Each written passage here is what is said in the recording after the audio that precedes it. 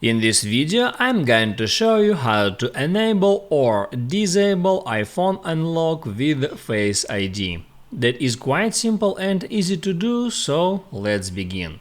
And first, go into Settings, then scroll down and tap Add Face ID and Passcode. Then enter your passcode. And here at the very top position it is iPhone unlock feature, and now it requires using Face ID to unlock your device. I can lock phone, then unlock it by using Face ID, and now I can use my device.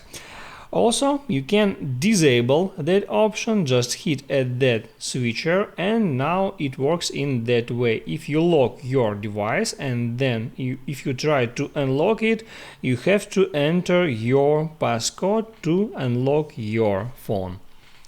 That's how it works. If this video helped you out, don't forget to like and subscribe.